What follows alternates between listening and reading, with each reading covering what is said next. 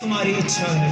और यहाँ ठाकुर जी भैया उस रथ को हवा के तेज से भी वेग से लेकर आ गए हैं बाहर। अब जैसे ही पहुंचे तो भैया सिक्योरिटी बड़ी टाइट थी कि कैसे घुसा जाए।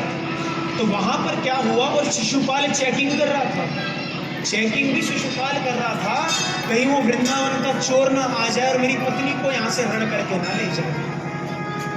अब ठाकुर जी ने देखा भैया शिशुपाल चेकिंग पे लगा है, मुझे अंदर तो जाने देगा नहीं। भगवान ने देखा शिशुपाल के राज्य का एक रथ आ रहा है, तो उनने दारू को इशारा किया। वो महाराज रथ किसी और का नहीं, शिशुपाल की बहन का रथ था। और जो ठाकुर जी है शिशुपाल की बहन की आदत भी जानते थे। ठाकुर जी ने दारुक को इशारा किया, दारुक ले गया और शिशुपाल की बहन के रथ में ले जाके अपने रथ को लड़ा दिया। अब हमारा दो ड्राइवरों को लड़ने में कितनी देर लगती है, उसने कही तू अंधा, उनने कि तेरा बाप अंधा। हमारा दोनों लड़ने लगे, और जितने में लड़ने लगे ठाकुर जी ने क्या किया, उनकी बहन को तो वहां से निकाला और उस रथ के अंदर खुद बैठ गए। महाराज एंट्री होने लगी, शिशुपाल सब चेकिंग कर रहा, कौन आ रहा है। उसको दिख गया मेरे राज्य का ध्वज लगा हुआ है, मतलब बहन आ गई। उसको अपनी बहन की आदत पता थी, जब क्रोध होती तो उसकी नाक खींचा करती थी। ठाकुर जी को भी आदत पता थी। जैसे ही शिशुपाल ने पर्दा खोल के देखना चाहा अंदर कौन है, हमारा ठाकुर जी ने नाक पकड़ के मरोड़ दी। अब जैसे मरोड़ी को समझ रहे, बहन है, बड़ी गुस्से में, जाओ जाओ अंदर ले जाओ, और ले जाके रुक्मणी के रथ के पीछे खड़ा कर दो। भैया ठाकुर जी सोचने लगे, चोर को चोरी की वस्तु खुद ही बता रहे कहाँ है।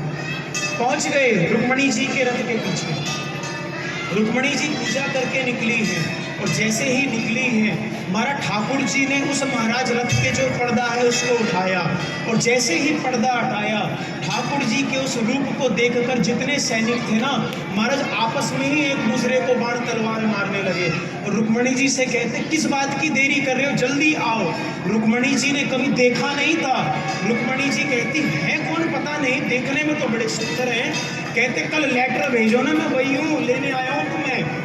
तो रुक्मणी जी महाराज आई हैं, और कहा क्या रहा भैया, खुद रथ नहीं चलाया, क्या किया, रुक्मणी को बोला तुम रथ चलाओ, पीछे से जो भी सैनिक आएंगे मैं उनको देखूंगा। महाराज रथ जब पहुंच गया है राज्य की सीमा पर, जैसे ही पता चला शिशुपाल को, दंतवक्र को, रुक्मी को कि वो वृंदावन का चोर रुक्मणी का हरण करके ले गया, महाराज जितने भी सेना के जितने भी अध्यक्ष थे सब भागे हैं भैया ठाकुर जी को पकड़ने के लिए। इतने में क्या हुआ, हमारे दाऊ दादा आ गए, और दाऊ दादा कहते क्यों रे लाला, जब आ रहे हो तो मुझे एक बार बता दे, तो मैं भी तेरे संग आ जाता बहू को लेने। तो ठाकुर जी कहते दादा अगर बताता ना तो देर हो जाती, और हो ना हो इसका बहाना हो जाता।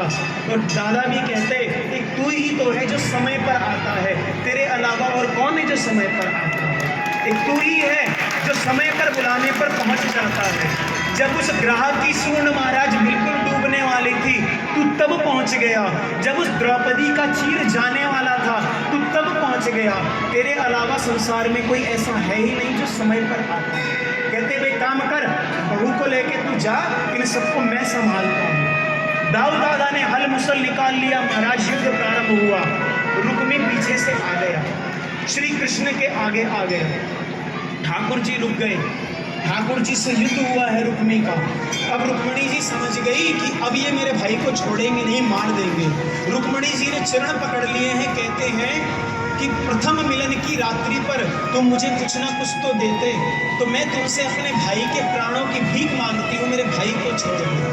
ठाकुर जी गए हैं, उस रुक्मी के आधे केश और आधी मूंछ काट ली, महाराज जो पर सो बना दियो वहाँ को रुक्मी को, और लेकर श्री रुक्मणी जी को द्वारिका में आए। और द्वारिका में लाने के बाद महाराज बाहर जो कमरे होते हैं ना, जिसको हम सब लोग कहते हैं गेस्ट रूम, उस गेस्ट रूम में बिठा दी और चले गए अंदर।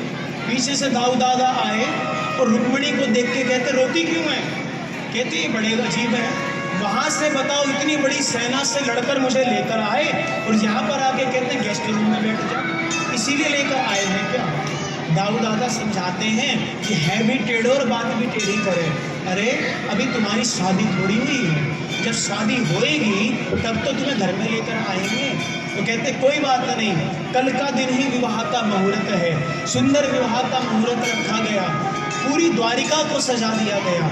आधी द्वारिका रुक्मिणी जी के पक्ष में हो गई, आधी की द्वारिका श्री कृष्ण के पक्ष में हो गई और सुंदर भगवान श्री रुक्मिणी कृष्ण का विवाह हुआ है। बोली श्री रुक्मिणी कृष्ण भगवान की। तो अब आप सब लोगों के मध्य में भी सुंदर रुक्मिणी कृष्ण की झांकी आएगी। तो बड़ा